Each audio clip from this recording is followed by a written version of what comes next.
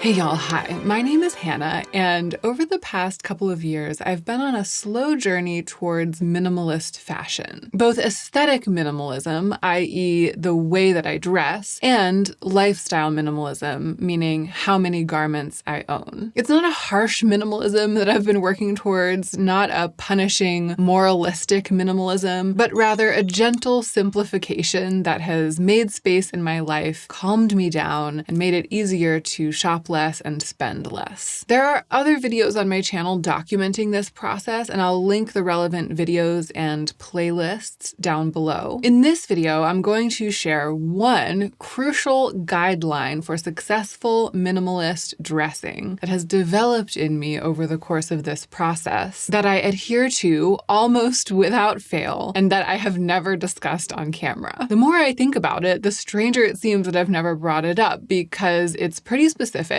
and it's also pretty big and pretty doable. So in this video, I'm going to first say what it is. Second, I'm going to explain how to set yourself up to do it easily. And third, I'm going to share how I'm doing this in my own wardrobe and in my own life. Subscribe if you like it, and let's go ahead and get into the meat of the video.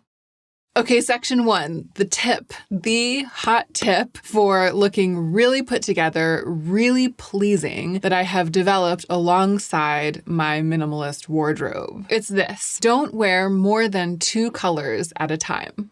Total. So this includes accessories, socks, shoes, bags, hair clips, literally anything that is on your person. Pick 2 colors and make sure that everything that's on you is in one of those 2 colors. It's simple, but it's also kind of radical. In my opinion, it makes a huge difference. In many cases, it can make a huge difference. The difference between a just okay outfit and a striking, strong, fashion-feeling outfit that really actually showcases your personal, individual self, is streamlined to showcase your features and show off what makes you uniquely yourself. Now, it is both harder than you might think and easier than you might think. It's harder than you might think because of accessories. Like, what if your winter scarf is red? Then that's one of your 2 colors because nothing is exempt. For it to really work, for it to really be at full power, nothing is exempt. And I don't know, throwing on green shoes at the last minute after you've built a look around 2 colors that aren't green, not to be dramatic, but it disrupts the entire balance. Not to say that you can't ever build a good outfit that way. I mean, not to say that throwing on green shoes at the last minute is never a good idea. I'm sure sometimes it's the best idea. Just within the confines of this guideline, within the parameters of this method, essentially, nothing is exempt, not even your winter scarf. And if you happen to have a red winter scarf and you happen to live somewhere where it's cold enough right now that you need to wear it every day, then that can make this harder than you think because then red is one of your colors every day. But it's also easier than you might think because you don't have to stick to the same exact tone of each one of your 2 colors. So if one of your 2 colors is camel, like this sweater, then your outfit can include varying shades of mustard, khaki, dun, beige. There's a broad spectrum of this color, and any shade that's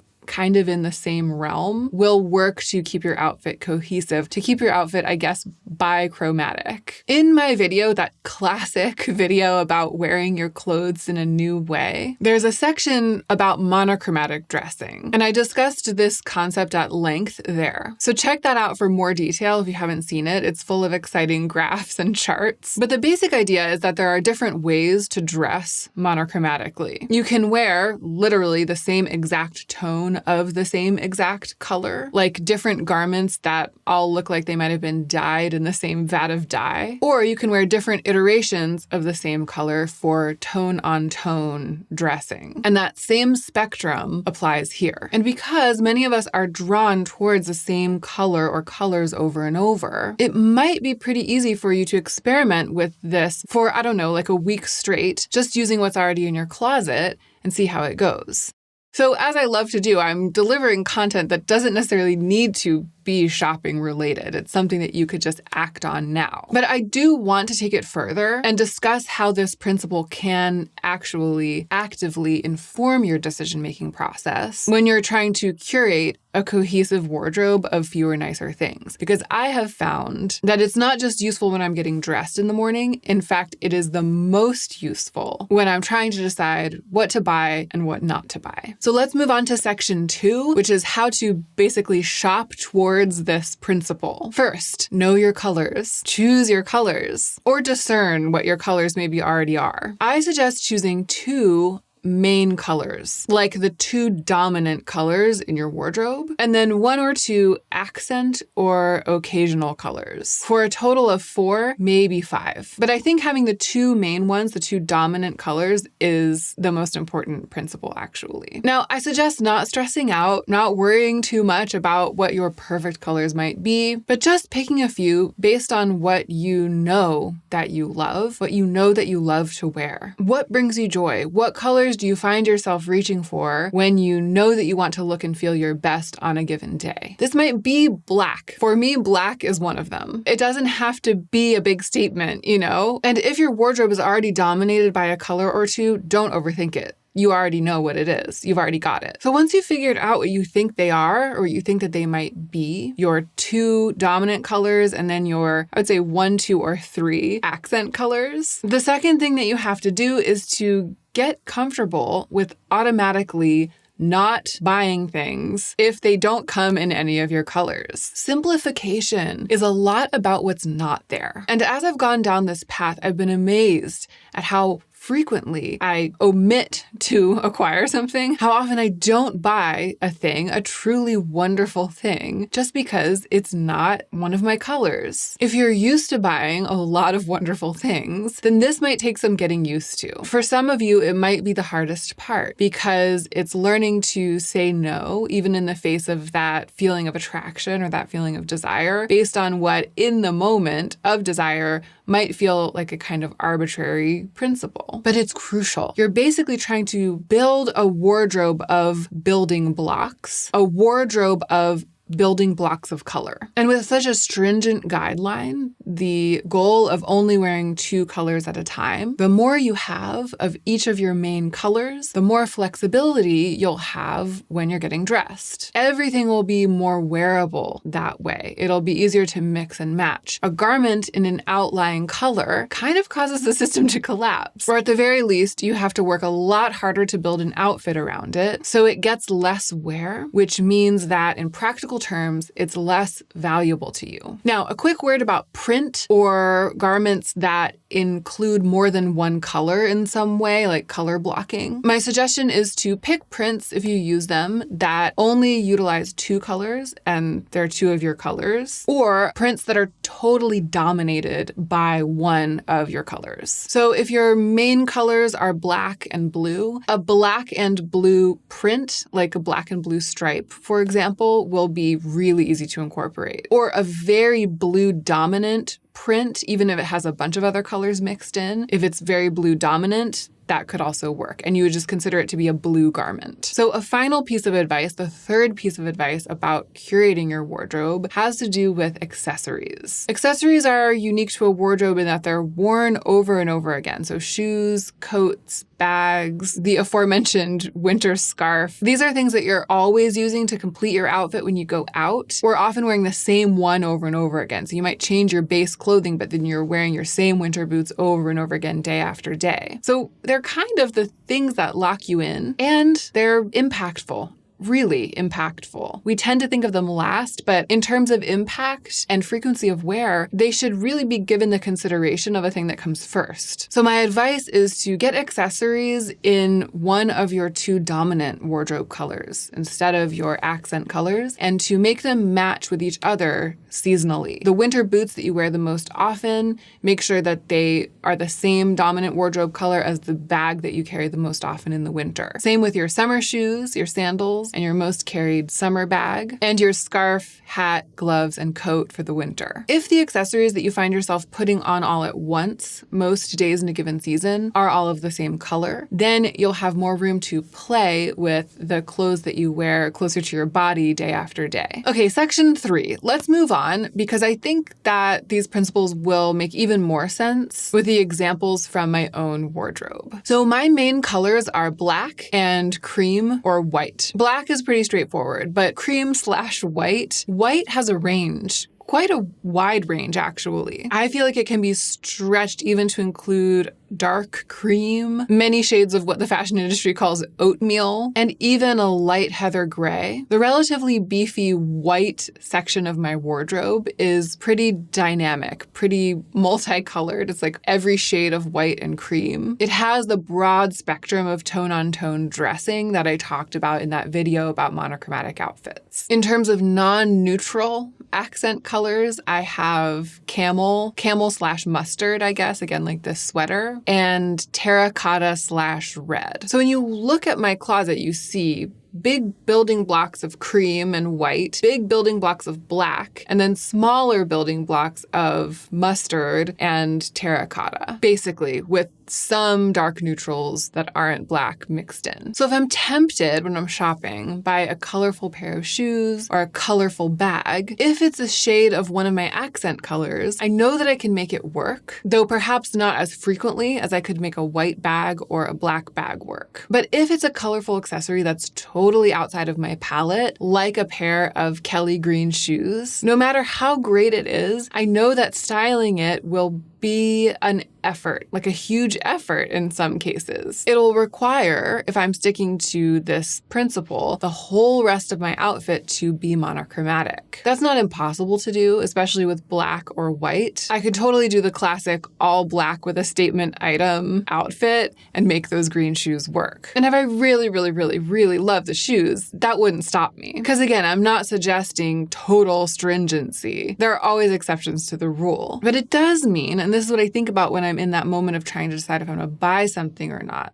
It does mean that I will end up wearing that pair of green shoes less frequently. So it's simply not as good of an investment. And that information, which is solidly true, is often the push that I need, the last piece of evidence that I need to talk myself out of buying a temptingly quirky garment or accessory. Case in point, the blue babaa sweater. It's actually a blue version of a sweater very much like this one, that blue sweater that I bought last year. I knew what I was doing when I bought it. I knew that it would be an outlier in my wardrobe, a statement piece for me, an accent piece, and that it would be basically more difficult to style than anything else. I knew that it would strike a dissonant note in my wardrobe, and in that way that it would be kind of a power color. And because I bought it with full knowledge of all of those things, I don't think that it was a totally unwise decision. At least it wasn't an uninformed decision, and I have enjoyed wearing it. But the truth is, now, over a year later, the bloom is kind of off the rose, and if I could exchange that blue sweater for the same sweater in white or cream, I would do it in a second, because no matter how you slice it, it's a challenging piece for me. And I simply place a much higher value on cohesiveness, polish,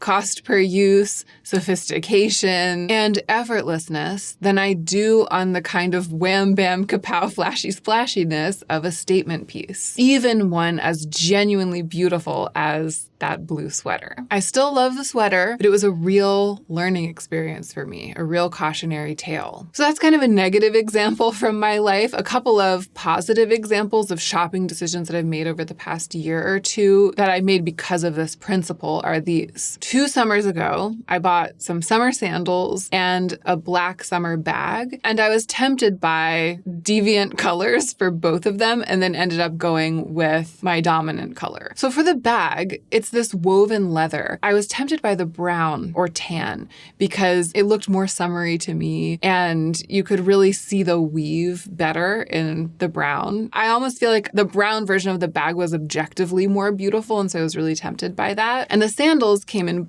black and white. And white is also one of my dominant wardrobe colors, so I was really tempted by the white pair because they're so beautiful. I went around and around, and I eventually settled on the black sandals and the black bag. Even though I really loved the white sandals, and they would have worked with my closet, even though I felt that the brown bag was maybe objectively a little bit more handsome than the black one, I got the black sandals and the black bag so that they would match and go with all of the other black that's in my wardrobe. And every single summer day since then, I have thanked my past self for that decision, because I throw on those sandals and that bag so gladly, so easily, so effortlessly every time, and they always work with each other, and they always work with what I'm wearing as long as black is one of the two colors. The white sandals would have been much harder. They would have kind of stuck in my craw, and the brown bag I think might have gone uncarried almost all of the time. I think it might have ended up being a dud of a purchase, because even though I liked the brown one better in theory, in isolation, it just wouldn't have worked with what I have and wear. A more recent example, my winter parka. After a long search, I finally decided on a parka, and it only came in black, blue, and green. And blue and green are just non-options for me, so black was really the only choice. And I felt it was boring. I was like, everyone has a black parka, everyone has a black coat. I wish it came in taupe. I would have gotten the taupe one. But the same exact thing as happened with the sandals and bag has happened with the parka. When I put it on with all of my other clothes and accessories, with my shoes, my bag, and my clothes,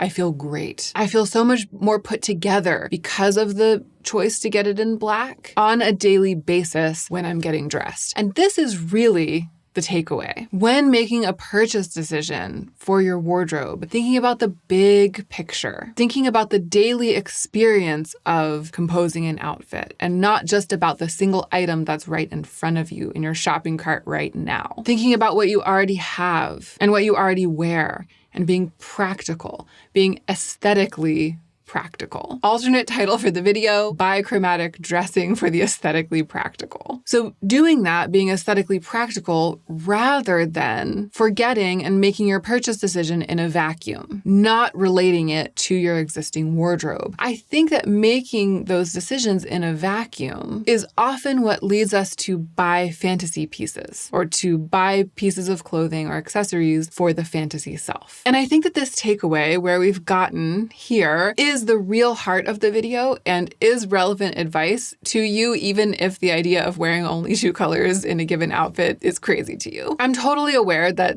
that piece of advice or that guideline is not for everyone. I think if you're interested in minimalist styling and you're looking for guidance there, then it is a phenomenal overarching styling guideline. And if that's your situation, I really encourage you to try it. But you may not be interested in minimalist styling, or you may just not be interested in taking it to this extreme. Hopefully, though, the ideas of this video will be relevant either way, because the core of the philosophy is about thoughtfulness, being deliberate with your purchases, looking at the big picture of your style, and letting go of the myopic fantasies that can sometimes lead us to buy garments and accessories that don't work with our other clothes and that actually ultimately don't feel good to wear. No matter how many colors you wear on any given day, those things still matter. That's it. That's all I've got for you today. I really hope that you enjoyed it. Thank you so much for being here. And don't forget to take extra good care of yourself so that you can be the most effective version of yourself as you do your work in the world.